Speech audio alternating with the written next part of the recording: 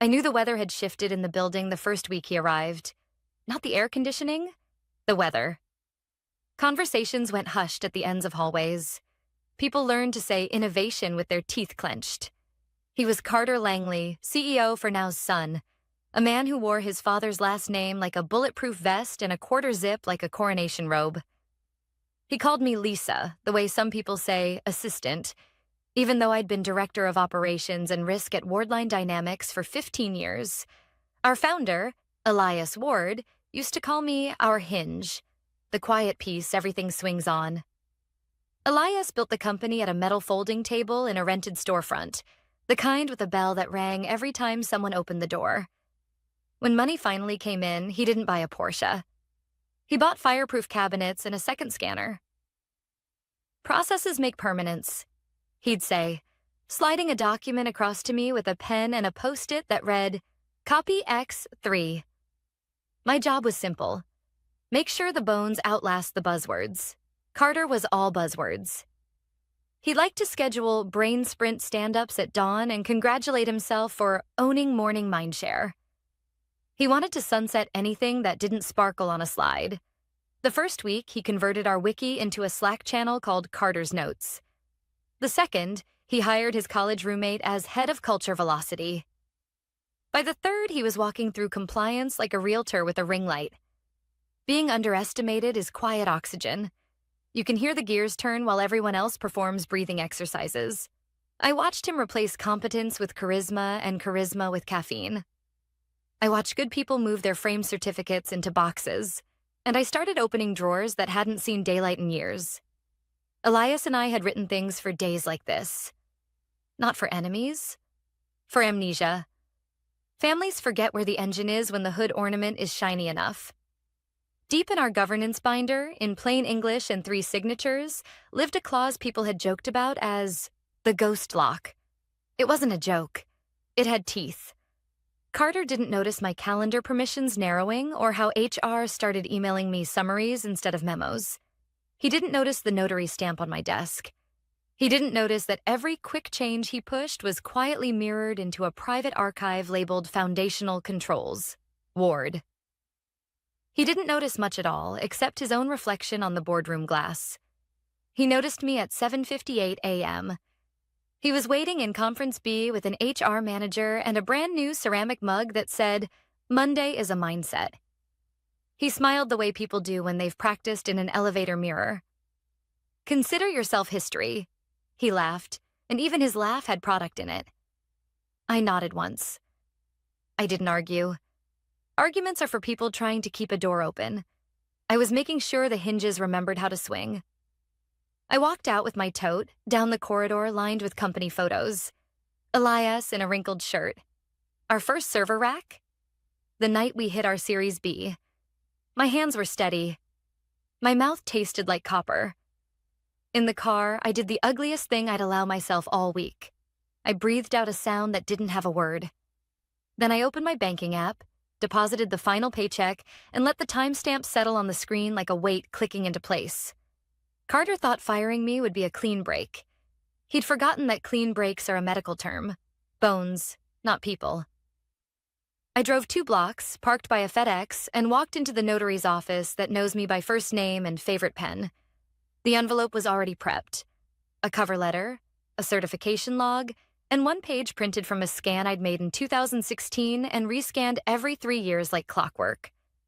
The notary read the first line, blinked, then looked up at me the way pilots look at thunderstorms. She didn't ask questions. She stamped. Paper doesn't blush, paper doesn't flinch. The courier met me on the sidewalk. A woman with a high bun and a messenger bag that had seen more boardrooms than some executives. I handed her the envelope, checked our delivery protocol one more time. General counsel only, signature required, no substitutes, and watched her take off toward Wardline's glass facade. I didn't go home. I crossed the street to the little coffee shop with the sticky tables and the perfect burnt smell, sat by the window and opened a legal pad. I wrote 3 lines. Termination, executed. Funds, received. Notice, in flight. People imagine revenge as heat. It isn't. It's precision. Heat is for show, precision is for change. Through the glass, I could see Carter in the lobby, phone in hand, grin turned up to maximum. He looked like a man promoting a cliff as a new way to continue walking. Upstairs, the board was gathering for their routine meeting, the one that always started too early to be useful and always ended too late to be honest. Waiting for them was our general counsel, Marla Shu, a woman who reads contracts the way botanists read forests. 30 minutes after I'd been made history, the courier stepped into the boardroom. Security let her in. Legal protocol does that for certain deliveries. She passed the envelope to Marla. Marla broke the seal, scanned the first line, and slid the letter across to Carter's father, the actual CEO, pallor already an inch lighter than the paper. He read. His lips moved once. "You just triggered the founder's reversion clause." He whispered. Silence eats rooms differently when it knows it's being watched. From my window, the building didn't move, but I could feel the pressure change, the way a door thumps shut 3 floors away. Power is not who talks the loudest at 7:58 a.m. Power is who knows which sentence still counts at noon. I didn't smile. I didn't celebrate. I circled a word on my pad. Continuity. People think these stories are about revenge. They're not. They're about remembering what you promised a company before someone tried to rename it Carter's Notes. The strange thing about silence in an office building is how it leaks. You don't need microphones or bugged walls. You can feel when something shifts upstairs. Phones stop ringing. Shoes stop echoing on tile. Even the barista in the cafe across the street paused when she saw the courier walk through the revolving doors with that envelope. She poured too much foam into a latte, eyes fixed on the lobby like it might catch fire. From my corner seat by the window, I sipped bitter coffee and pretended to write notes while the truth was already spilling in slow motion 3 floors above. Marla, the general counsel, wasn't a woman easily rattled. She once stopped a merger dead in its tracks by asking one question about indemnification. For her to slide a paper to the CEO without a word meant something tectonic had cracked. Carter had no idea. He was still pacing the ground floor, grinning at his phone, probably drafting another Slack announcement about streamlining legacy weight. He stopped at the reception desk, tossed the intern a wink, and adjusted his cufflinks like the whole building was an audience for his debut. The son of the CEO, the heir to a title he'd never earned. When I joined Wardline Dynamics, none of this glass and steel grandeur existed. We were 10 people in a rented office above a nail salon. The servers ran hot enough to warm the whole floor, and I used to bring popsicles in July just so the interns wouldn't melt. Elias, the founder, kept receipts for every expense in a shoebox and called me his second set of lungs. "Lisa, you breathe structure into chaos," he once told me. I laughed then, embarrassed, but it stuck. That was before the board grew hungry, before Elias's health faded, before Carter's polished loafers clacked their way into the conference rooms. I stayed. I stayed because someone has to protect the bones when the paint starts peeling. Inside, I could imagine the scene. The board sitting in their usual half circle, half of them barely awake, the other half watching stock tickers on their tablets. And then Marla breaking the seal, the weight of her silence filling the air. The CEO, Carter's father, reading the first line, the blood draining from his face. They wouldn't know right away what it meant. Not all of them. Corporate law is written like a hedge maze. But Elias and I had written the reversion clause so plain, so unavoidable, that even a distracted executive could recognize the teeth in the words. Termination without board approval. Automatic reversion to founder's trust. Successor named in sealed directive. Simple. Brutal. I tapped my pen against the legal pad. This wasn't revenge, not in the cinematic sense. I hadn't stormed into the boardroom or raised my voice. I hadn't written any anonymous exposés or leaked scandals to journalists. All I had done was keep a promise. Elias's promise that Wardline Dynamics would never be eaten alive by bloodlines instead of backbone. My phone buzzed. A message from Patrice, my old assistant. Just 3 words. "What did you do?" I didn't reply. Not yet. By late morning, the building was breathing differently. Security guards walked faster. Executives whispered in pairs by the elevators. Even from across the street, I could see the change. People not meeting each other's eyes, hurrying between rooms like carrying invisible fire buckets. Carter was nowhere to be seen. My guess? Upstairs, trying to charm his way past Marla with buzzwords about modernization initiatives. That's the thing about charm. It evaporates under fluorescent lights when the paperwork is stamped. Around noon, a second courier arrived. This one wasn't mine. Likely from the board's outside counsel, a firm so dry they made sandpaper look glossy. They didn't come for flowers or pleasantries. They came for files. And files meant time was already running. I closed my eyes for a moment and thought about Elias. He hadn't wanted his company to become a dynasty built on entitlement. He'd wanted it to be a machine that could outlast him, a structure stronger than the personality at the top. Paper doesn't care about names, he used to say. It only cares about signatures. And signatures, I had plenty. By mid-afternoon, my phone buzzed again, this time from an unknown number. The voicemail that followed was Carter's voice, its edges fraying. Lisa, hey, look, we might have gotten off on the wrong foot. There's been some chatter, legal stuff. Maybe we can talk? Just, give me a call when you can. I played it twice, not because I needed to hear the words, but because the tone mattered. Gone was the smug certainty of, consider yourself history. What replaced it was the sound of a man realizing history doesn't delete so easily. I didn't call back. Silence is its own reply. When the office lights began to glow against the evening sky, I packed up my pad, left a few coins on the table, and stepped outside. The air smelled different. Electric, like the hour before a storm. Revenge stories often end with a single explosion, a dramatic reveal, a public fall. But in real life, it's slower. It's the steady cracking of foundations. It's the quiet shuffle of lawyers in conference rooms. It's the way a man who thought he owned the morning suddenly finds the night watching him instead. As I walked to my car, I thought about the message in all of this. Not just for Carter, but for anyone who believes inheritance outruns competence. Power borrowed is never power kept. And arrogance is a poor substitute for permanence.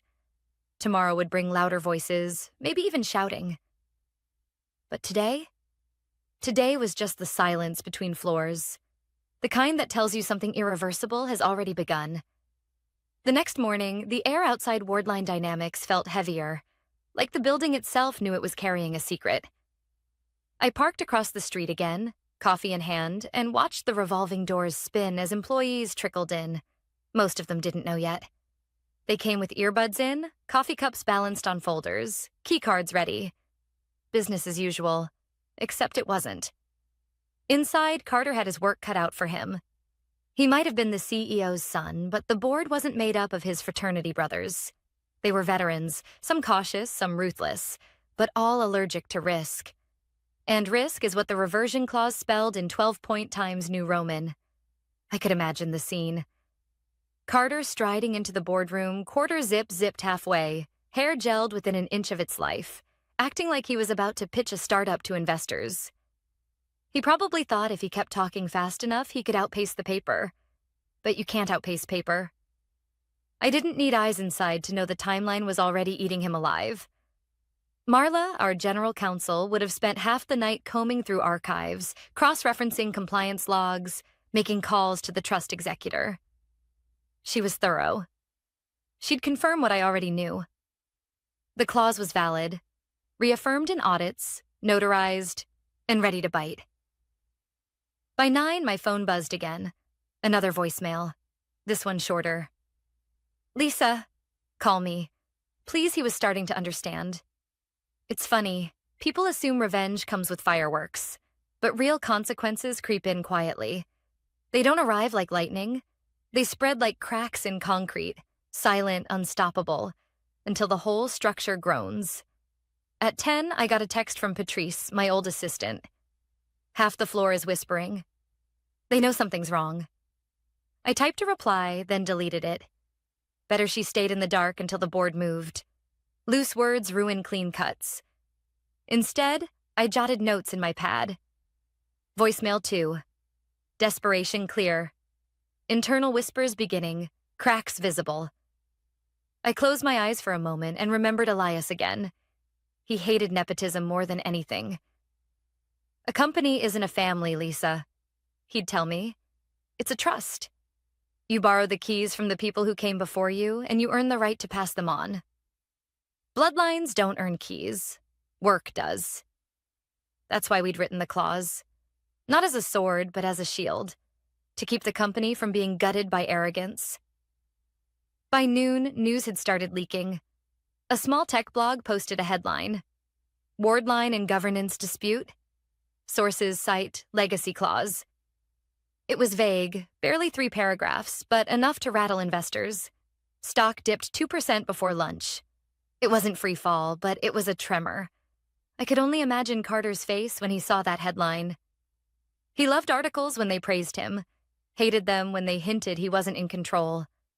The kind of man who'd call PR in a panic, demand a press release, and forget that lawyers don't let you spin what's already in motion. Another text came through, this time from an unknown number. He's blaming you. Says you planted this. I almost laughed. Planted. I hadn't planted anything. I'd just watered what Elias and I had buried years ago. Around 3, I got another voicemail. The third one in 24 hours. His voice cracked this time. Lisa, I don't know what you think you're doing, but you can't win this. My dad won't let you. The board won't let you. Just call me back, okay? Before this gets worse. Before this gets worse. That line stuck with me. He still thought there was a lever he could pull, a way to make this go away. He didn't understand that the lever had already snapped in his hand. As the sun dipped behind the skyline, the building's lights flickered on. I watched executives shuffle out, their faces tighter than yesterday. No laughter, no casual waves. Just people walking faster than usual, as if the air inside had grown thinner. When I got home, I didn't pour wine or celebrate. I heated leftover soup, sat at my desk, and opened the file labeled Continuity Package. Inside were scanned copies of every notarized page, Elias's original notes, and my logs. I reviewed them like a pilot checking instruments before a long flight. Not out of doubt, but because routine steadies nerves. This wasn't about winning. Winning implied ego. This was about structure, about proving that permanence comes from process, not pedigree. Before bed, I listened to Carter's 3 voicemails one more time. The arc was clear, smug certainty, then forced calm, then cracks in his voice. I deleted the first, saved the second, and the third? I played it twice, then archived it in a folder called Echoes, because tomorrow the storm would break louder, and Carter needed to learn what Elias always knew. You can laugh at history, but history doesn't laugh back. By Thursday morning, the building looked the same from the outside. Glass catching the sunrise, employees scanning badges, delivery vans lining up at the curb. But from across the street, I could sense it. The rhythm was gone. People walked in with heads bowed, conversations clipped. The silence had teeth now. Carter hadn't called overnight, but the board had met late. I knew their habits too well. If lights burned past midnight on the top floor, it wasn't about quarterly reports. It was about survival. And survival meant lawyers. I bought a coffee, sat at my usual window seat, and watched. At 9 sharp, black sedans rolled up. Not the kind that bring investors, the kind that bring outside counsel. 3 suited figures stepped out, briefcases in hand, moving with the stiff posture of people paid to confirm bad news. That alone told me everything. The clause wasn't dismissed. It was alive, gnawing through the company's foundation. Inside, I could imagine the scene. The board table crowded with folders, coffee going cold, faces drawn tight. Marla, calm but sharp, laying out the findings. The clause had been reaffirmed in audits, stamped and signed, unaltered since Elias himself approved it. No wiggle room, no modernization initiative could erase it. And Carter? He would have been pacing, voice too loud, trying to laugh it off. I'd seen him do it before, when he missed a compliance deadline, when a vendor threatened to walk. He'd make jokes, spin buzzwords, talk about disruption like it was a shield. But disruption doesn't erase ink. Around 10, my phone buzzed with a message from Patrice. It's chaos. People are saying control might revert. They're scared. I typed, stay calm. Don't get pulled in. Then I deleted it. Best not to leave a trail. Instead, I wrote in my pad, whispers confirmed. Fear spreading. By noon, the market noticed. A major outlet picked up the story. Wardline faces leadership uncertainty. Legacy clause at center of dispute. The headline was everywhere within hours. Stock slid 6%. That's when panic stops being internal. That's when investors start calling, asking why a billion-dollar company is being tripped up by something written in 2009. I could almost hear Carter's voice rising in that boardroom. It's ceremonial. Symbolic. We sunset those documents years ago. And Marla's cold reply, steady as a scalpel. No, Carter. We sunset templates, not governing documents. At 3, another voicemail hit my phone. His voice was brittle now. Lisa, look, we can fix this. Just talk to me. My dad's furious. The board's turning on me, but if you just, I don't know, withdraw whatever you filed, maybe we can work something out. Please, he said, please. It struck me how quickly power changes flavor. Just days ago, he'd smirked across a conference table and called me history. Now he was pleading into a voicemail like a man clinging to a cliff's edge. But this was never about clinging. It was about continuity. About honoring Elias's belief that permanence comes from structure, not bloodlines. As evening fell, the building lights flickered on again. From the street, I saw groups leaving earlier than usual, faces pale, lips pressed tight. Someone was crying by the revolving doors. An assistant, clutching a half-empty box. That told me Carter was making desperate moves, firing people, trying to reassert control. But desperation only accelerates collapse. At home, I opened my continuity package again. Checked every page, every signature, every timestamp. The documents were airtight. Elias had trusted me to safeguard them, and I had. The process was doing the work now. All I had to do was wait. Before bed, I listened to Carter's latest voicemail. I didn't delete it. I saved it in the same folder as the others. I wanted the record. Not for revenge, but for proof. Proof that arrogance always bends when faced with structure. That night, I dreamed of Elias. Not sick, not fading, but sitting at his folding table again, receipts in a shoebox, sleeves rolled up. He looked at me across the table and said the same thing he used to say when systems worked. Good. Now it can last. And that's when I knew. Tomorrow wouldn't just be cracks. Tomorrow, the whole boardroom would fracture. The morning the clock ran out, the street looked ordinary. Trash truck groaning past. A cyclist arguing with a taxi. The cafe doorbell sticking on its second ring. Ordinary is a good disguise for turning points. It keeps the crowd from noticing until the hinge has already swung. I took the same seat by the window. The legal pad came out of my bag out of habit more than need. The work had been done days, years ago. Ink layered over ink, signatures nested like scaffolding. I wasn't nervous. I was attentive. It felt like waiting for bread to rise. You don't yank the oven door. You trust the recipe. Across the street, security escorted a courier through the revolving doors. Different bag, same posture. Protocol never performs. It just proceeds. I knew where she was going. Top floor, long hallway, the boardroom with the 2 cold vents and the view executives pretend not to stare at during tough meetings. She would hand the envelope to Marla. Marla would open it with the same small blade she used for everything. Then the room would get very, very quiet. I didn't go in right away. I gave it time to breathe. 15 minutes later, my phone lit up.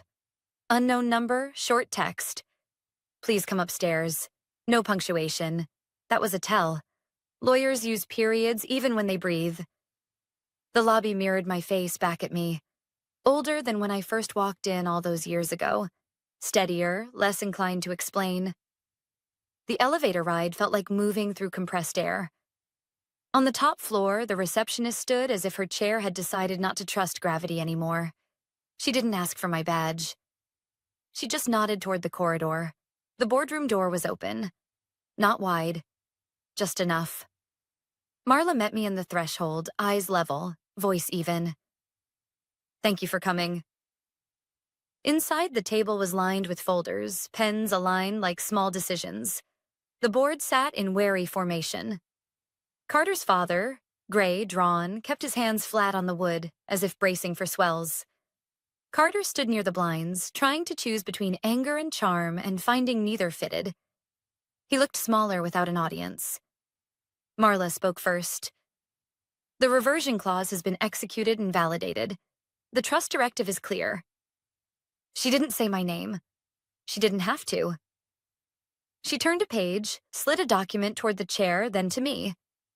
Operational oversight is transferred, effective immediately. No applause, no gasps. Serious rooms don't do theatrics when paper has the floor. The chair cleared her throat. Ms. Ortiz, Lisa, do you accept?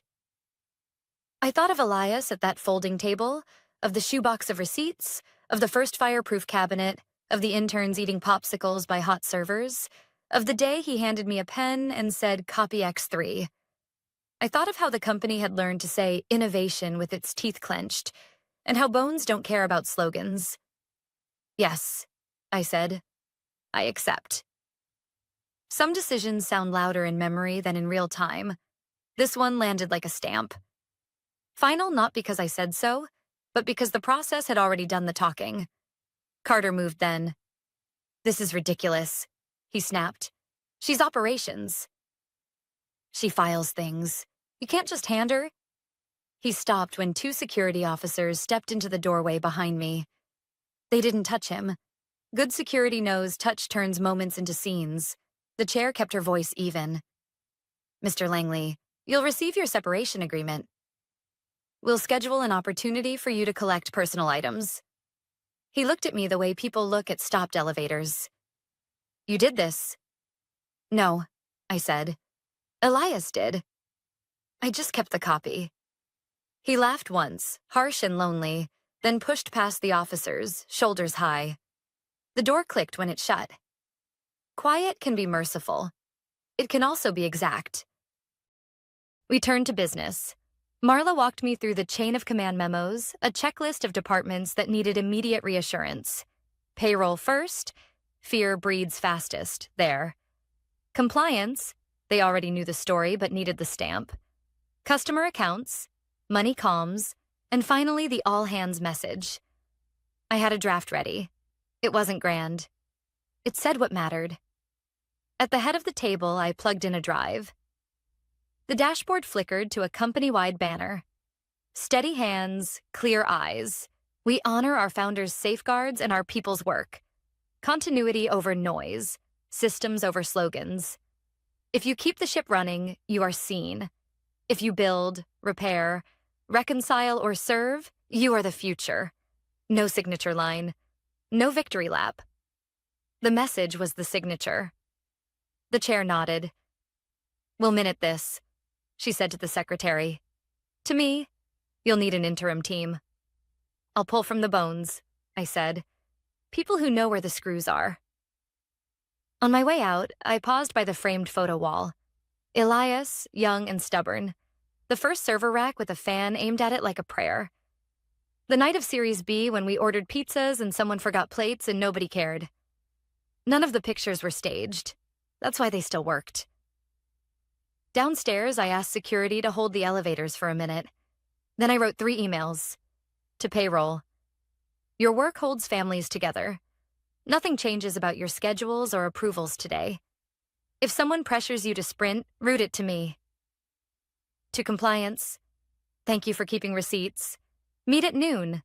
Bring questions and the audit log. We'll close loops. To the whole company. We owe you clarity and time. You'll get both. Bring your lists. We'll solve boring problems first, because boring problems make tomorrow possible. Outside, the air felt lighter, not triumphant, just aligned. I walked to the cafe. The barista looked up like I'd stepped out of a rumor. "Is it okay?" she asked. "It will be," I said. "We're going to fix the unglamorous things." That's how companies survive. Back in my car, I opened the folder on my phone labeled Echoes. I listened to the first voicemail. "Consider yourself history." And then to the last, "Please." I deleted them both, not out of mercy, out of maintenance. You clear what doesn't serve the structure. People love a revenge story because it feels like heat. But the real lesson is colder, kinder. Build processes that outlast pride. Keep the receipts. Protect the quiet workers. You can fire a person at 7:58 a.m. and post a victory gif at 9, but noon still belongs to the paperwork and to the people who respect it.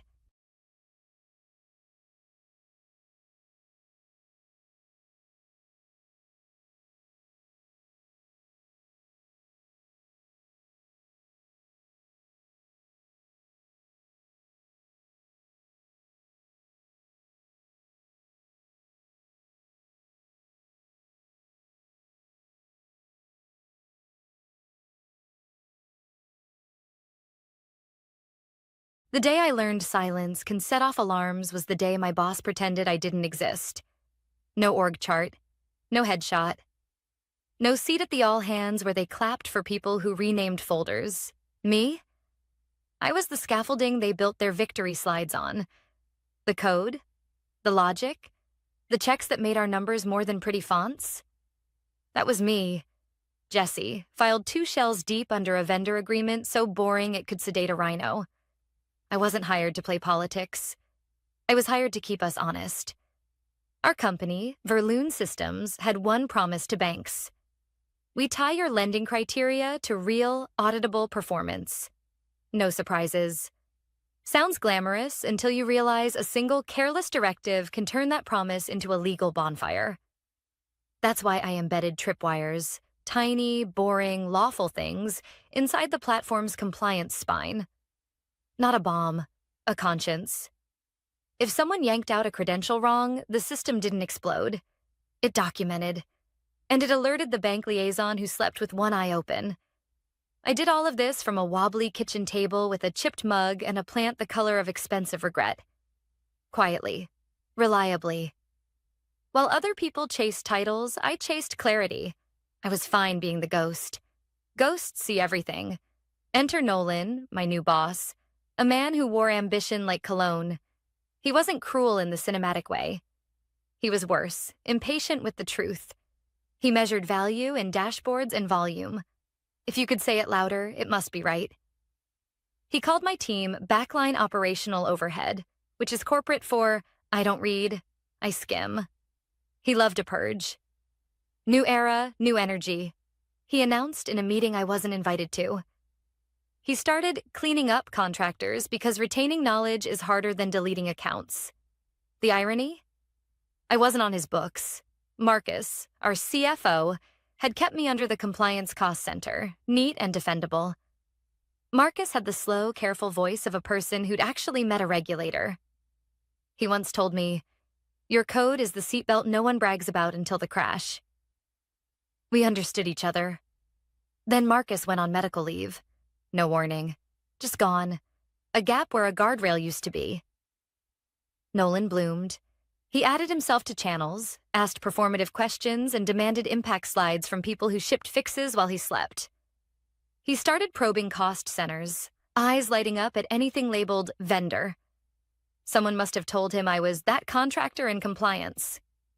He never said my name. He called me the module. The message arrived late in the week. No greeting, no signature, just, "Your access will be reviewed." Prepare justification. The word review wore a smile that meant goodbye. I've been through 6 reorganizations. I knew the scent of a decision pretending to be a question. I didn't argue. I documented. Every pull request, Every change log, every policy note with my initials tucked at the bottom like a watermark. Not dramatic. Just the paper trail people forget to respect until it's the only thing with a pulse. Then came the meeting. "You're done here," Nolan said, leaning back like the chair owed him money. "Delete all your codes and files from your laptop. They're company property." He slid a printed memo across the table. Signed, dated, gleaming with overconfidence. He had the grin of a man who thought I, T, and truth were synonyms. I read it once. No raised voice. No lecture on Clause 12 regarding offboarding procedures and credential transfer. Just one sentence from me. "Do you mind putting that directive in writing with your signature?" He tapped the memo. "Already did." I folded it, slipped it into my bag, and nodded. He expected begging or tears. I gave him silence. Silence makes certain men hear themselves for the first time. Back at my kitchen table, the plant looked even more exhausted than I felt. I opened my terminal. I followed Nolan's instructions to the letter. I deleted my local repo. I removed my tools. I wiped cached docs. No secret copies. No backdoor zip files. No accidental backups. Because contrary to office folklore, integrity isn't a mood. It's a method. But here's what Nolan didn't understand. My laptop wasn't the system. The system was the system. And the system had a memory. Identity flags, validation hooks, a credential anchor tied to offboarding protocol. None of it malicious. All of it approved, by Marcus. Months earlier, precisely because real life gets messy and people get sloppy. When they do, the code is supposed to say, "Hold on. Show your work." An hour later, I closed the lid and poured tea that tasted like cardboard. A Slack window blinked on my phone. Friends who couldn't mention my name on company channels sending careful sideways condolences. "He called you legacy overhead," one wrote. "Also, the metrics dashboard is acting weird. Probably nothing." Probably nothing is how a lot of preventable disasters introduce themselves. Somewhere inside our platform, a small light turned red. A deletion had been detected that didn't match the offboarding sequence. The credential anchor with my signature had vanished without paperwork, handoff logs, or revocation trail. It didn't throw sparks. It filed an affidavit. And somewhere else, a different light blinked. At a bank portal run by a person who'd heard too many fairy tales from companies like ours. That portal didn't care about Nolan's memos. It cared about compliance chains. It saw a missing link where a link had been required. It did exactly what it had been told to do months ago. Pause, escalate, request assurance. I didn't touch a thing. I didn't need to. Nolan strutted into the boardroom like it was a stage he'd finally earned. Chest high, jaw set, memo ready. He had no idea the room had shifted 3 degrees colder. He didn't see Marcus's name pop up on the screen, the way legal's faces looked carved from stone. He didn't hear the phone call before the meeting started, or how the air tightened after someone said, "Freeze." He only heard it when the CFO's voice, calm, surgical, cut through the carpeted quiet. "Just got a call from the bank. Tell me exactly what you told her to do." I didn't answer right away. I didn't have to. I wasn't in that boardroom, but I could picture it. Nolan with his practiced smirk, the CFO with that quiet stare people develop from years of watching mistakes cost millions. A silence so heavy it makes people confess more than they intend. Meanwhile, I sat at my kitchen table, fingers curled around a chipped mug of tea gone cold. The message threads kept pinging. "What happened?" "They said you're gone, is that true?" My friends typed with the caution of people who didn't want their messages discovered later. I didn't reply. Sometimes silence is more informative than words. What Nolan didn't know, and what I didn't have to tell him, was that Marcus had built the scaffolding with me. We didn't design it to be flashy. No one claps for compliance. We built it to be incorruptible. Every credential tied to the platform carried a history, an attribution chain, a trail that couldn't be erased without consequence. That memo Nolan signed? It was already a contradiction. He'd instructed me to delete all codes and files while still credentialed to a live compliance system, which meant the moment my credential performed an unauthorized deletion, the system would log it as an irregularity. And when irregularities touched compliance logic, the bank didn't ask nicely. They escalated, automatically. I imagine Nolan answering the CFO with that fake confidence of his. She was just a contractor, he'd say. I asked her to remove her local files, standard practice. He probably didn't realize that words like just and contractor don't erase responsibility when you're on record. See, I've lived through enough reorganizations to know how this plays out. People think authority lives in memos and titles, but real authority lives in systems, in protocols, in the paper trails that don't care if your suit is tailored or your voice carries. Authority lives where accountability is baked in. And that's exactly where Nolan had decided to take a shortcut. I didn't gloat. Not then. Instead, I opened the secure drive Marcus and I had set up months earlier, a just-in-case vault. Inside, encrypted documentation, signed protocols, the kind of boring files no one thinks about until they're worth more than gold. My initials were there, stamped across diagrams, logic flows, approval notes. The system didn't just have my code, it had my fingerprint. That's when the first call came. Not to me, of course, but to one of my colleagues who liked to whisper. They're asking about your credential flag, he said later, voice hushed as though someone could overhear through the phone. The bank flagged the deletion event. Legal's in a panic, I didn't say much. Just listened. Because I knew this wasn't about revenge, this was about trust. Banks don't extend millions in conditional credit lines without ironclad assurance. Our company's promise wasn't innovation or speed, it was integrity. And when you mess with integrity, you don't get second chances. By then, Nolan must have started sweating. Maybe he repeated his line about me being overhead. Maybe he tried to make it sound small, manageable. She was working on back-end stuff, nothing critical. I could almost hear it, the way his voice would rise just slightly at the end, a tell he didn't know he had. But the CFO wasn't the type to be soothed by volume. He would have asked for logs. Legal would have pulled them up. And there it would be, clean and irrefutable. My credential ID, timestamp deletion, no corresponding offboarding record, no revocation ticket, no compliance officer approval. Just Nolan's memo. I leaned back in my chair, staring at the plant I still hadn't watered in days.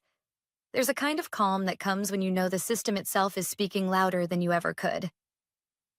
I didn't need to write a dramatic email or storm into an office. I'd already done my part months ago when I insisted the system needed those safeguards. The irony? Nolan thought firing me was erasing me.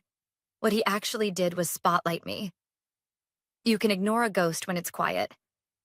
But when the ghost is written into the foundation of the building, erasing it makes the whole place shudder. Another message pinged. This one from a QA engineer who had always been too nervous to even make eye contact in meetings. He's trying to spin it, the message said. Said you over-engineered everything, but the CFO just asked if he personally authorized the deletion. He stammered. Everyone saw I smiled then, but not with joy. More like recognition. I'd seen men like Nolan before. So sure shortcuts would make them legends, so blind to the fact that shortcuts always leave tracks. Tracks that compliance people like me are trained to follow. Back in that boardroom, I imagined the CFO lowering his voice, asking again, slower this time. Tell me exactly what you told her to do. And Nolan, cornered, repeating himself, not realizing every word was digging him deeper. The truth wasn't complicated. It rarely is. He'd told me to delete everything. And I had. Exactly as instructed. Now the system was asking the same question the CFO had. Only the system wasn't going to accept spin for an answer. And that was only the beginning. By the next morning, the whispers had turned into noise. I didn't need to log into company Slack to know the temperature had shifted. My phone buzzed with vague texts from people who'd never dared to contact me outside of work hours. Are you okay? One wrote. He's blaming you, another added. Blaming me for what, exactly? Doing what he told me to do? Deleting my local files? It was almost funny. Almost. What Nolan never understood is that when you work in compliance systems, every action is both an instruction and a confession. The system doesn't forget. It doesn't care about charisma or a chain of command. It cares about sequence, documentation, proof. That's why I had built it that way. That's why Marcus had approved it. Later that morning, my phone buzzed again, this time from a number I didn't recognize. The message was short. Did he tell you to delete it? No greeting, no context. Just that one line. Marcus. It had to be him. No one else asked questions like scalpels. I didn't type an answer. Instead, I opened my bag and pulled out the memo Nolan had so generously signed. Black ink on white paper, his name scrawled at the bottom. Time-stamped. I scanned it, encrypted the file, and forwarded it to the secure channel Marcus and I had used back when he still trusted me with keys nobody else knew existed. 5 minutes later, a Dropbox folder appeared in that channel. Inside were contracts, change logs, the architecture documents I thought had been archived into oblivion. He had kept them quietly, even after HR scrubbed me from the books. That was Marcus. Always cautious. Always leaving breadcrumbs.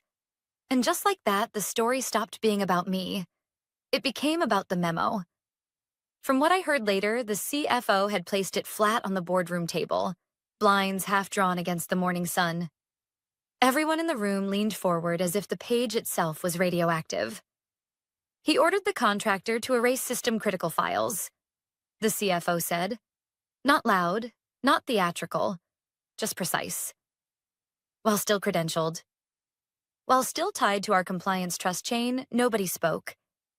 Then the compliance officer, a woman named Tara, who rarely raised her voice, said the only words that mattered. That's grounds for breach classification. The room went silent again. The kind of silence where people start to realize their careers may have just bent in the wrong direction. Meanwhile, Nolan was still doing what men like him always do when the walls start to creak. He postured. He told anyone who would listen that I was just a contractor, that my work wasn't mission critical. He repeated it so often it sounded like he was trying to hypnotize himself. But words don't erase logs. By midday, the bank had frozen the company's revolving credit line. Not revoked, not canceled. Just frozen. Like a parent taking away the car keys after hearing a crash from the garage.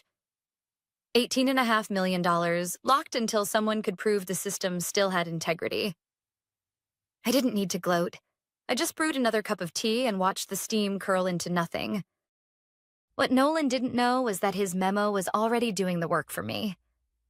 The moment he put pen to paper, he created evidence of his directive. Evidence that directly violated 3 clauses of the vendor agreement Marcus had filed years ago. He thought he was erasing me, but all he had done was write me back into the story, this time as proof. That afternoon, a friend from QA called, voice trembling with both fear and glee. Julie.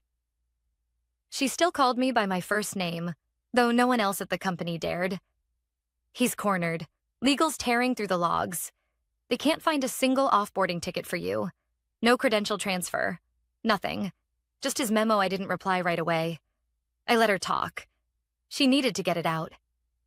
Finally, I said, that's all they'll need. Because here's the thing.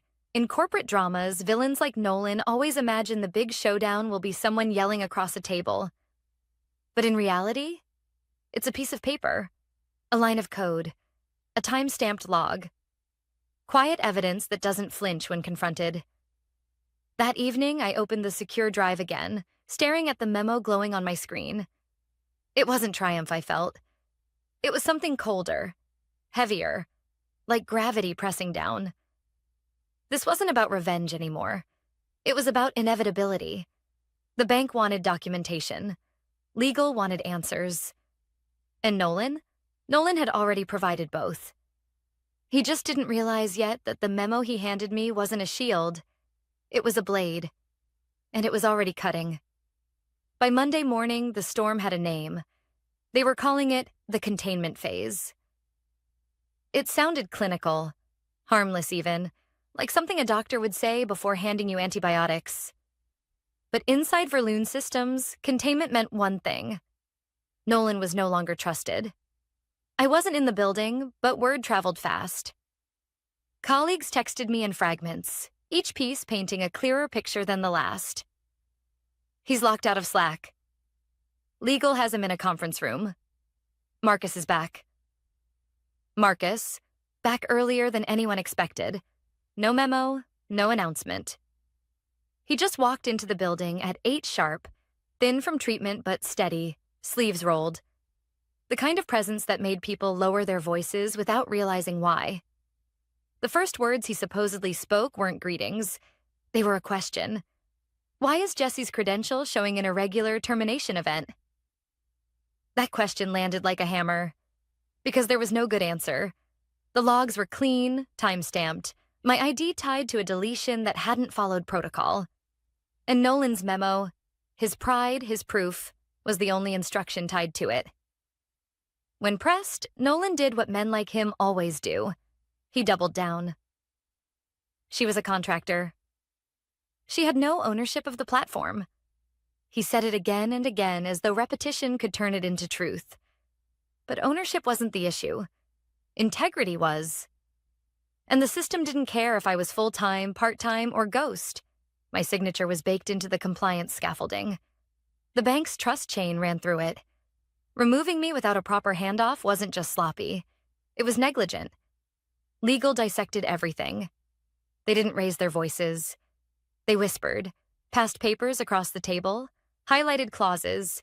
Each missing log, each absent approval, each skipped step was another cut. By the time they were finished, Nolan's defenses looked less like an explanation and more like a confession. I pictured him sitting there, sweat pooling under his starch-collared shirt, repeating, "Just a contractor," while the walls leaned in. Meanwhile, I sat at home with my cat sprawled across the printer, laptop closed. I hadn't touched a line of code since the deletion. I didn't need to. The system was speaking for me louder and cleaner than I ever could. Every failed integrity check, every flagged anomaly. It was my testimony. Automated. Indisputable.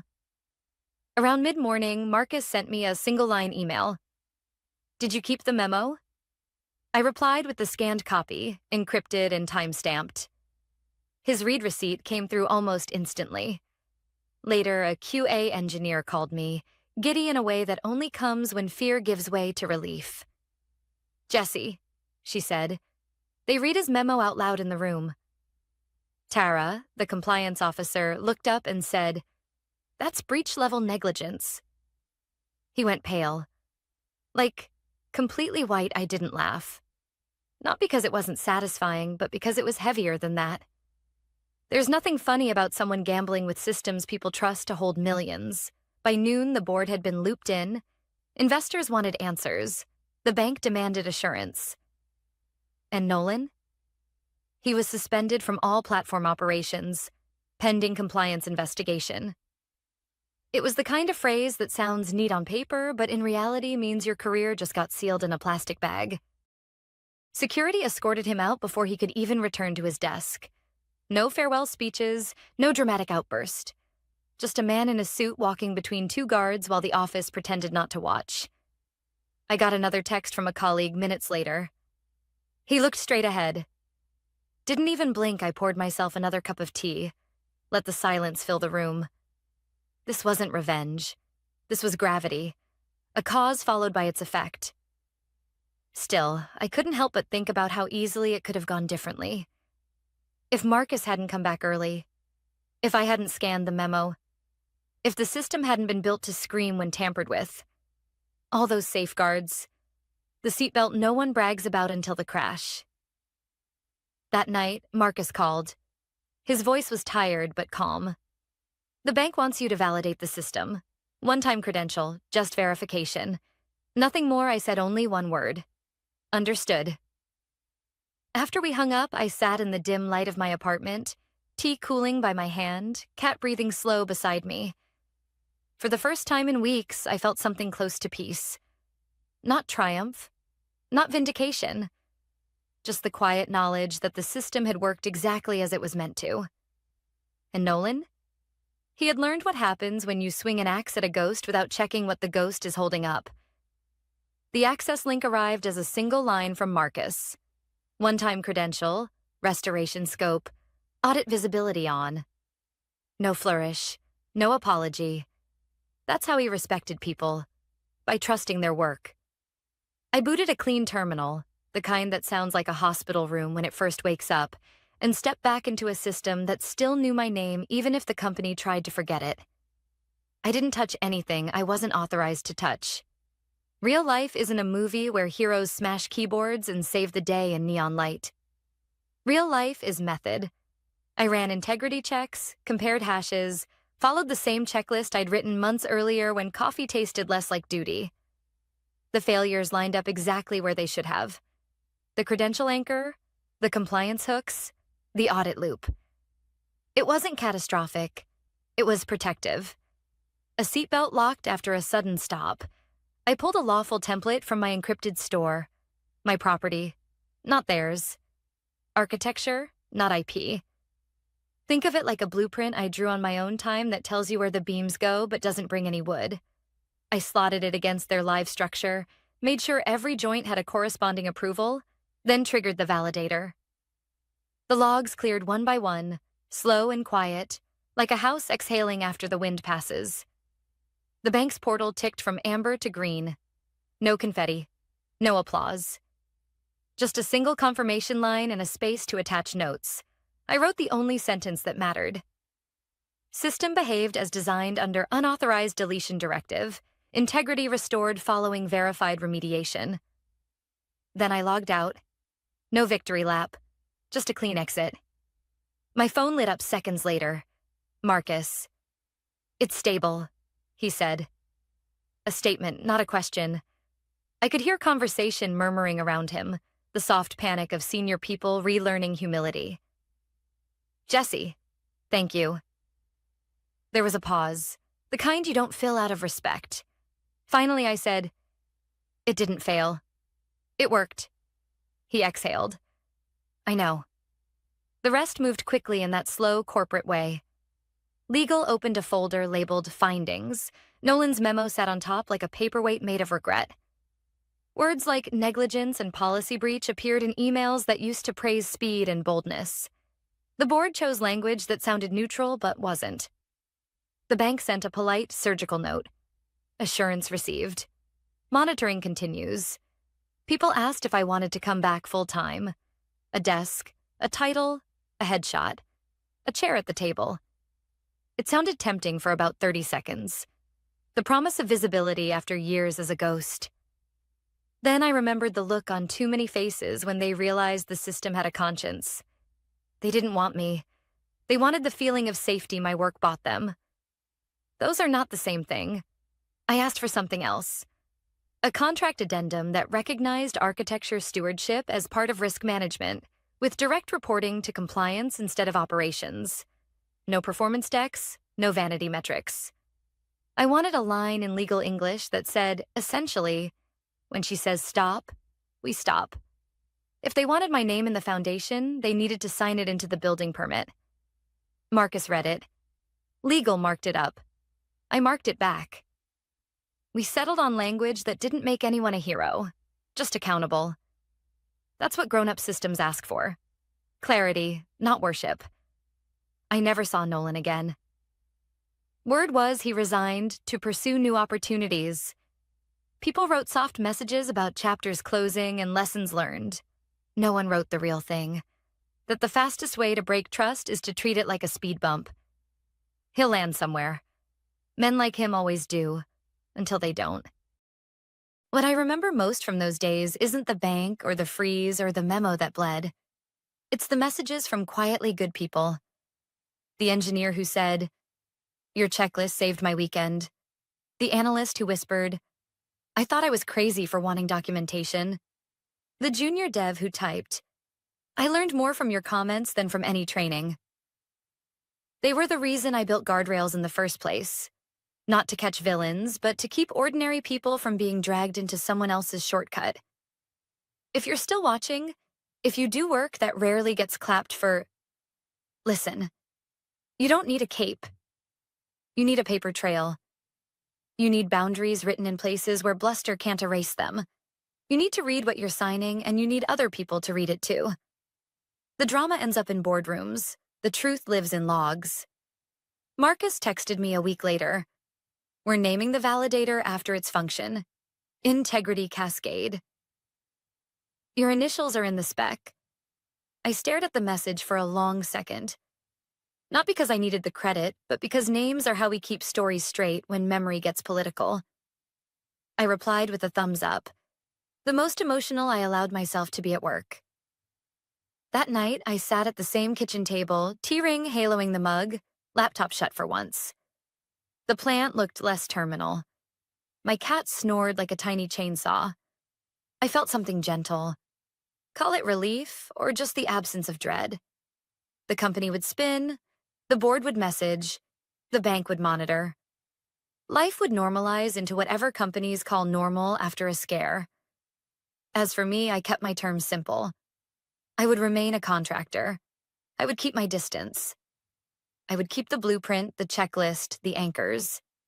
I would keep the right to say no, written somewhere ink can't be heat-treated away. There's a temptation, after a story like this, to declare victory. To say justice was done and the bad guy got walked out between two polite men in security blazers. But the truth is quieter. Justice, when it shows up at all, looks like a green light on a dashboard and a signed clause in an agreement. It looks like a system that refuses to forget. I lifted my mug and said it out loud. For anyone who ever sat unseen at a kitchen table keeping the lights on for people who don't know where the breaker is. Build it honest. Make it fail safe. And make them sign.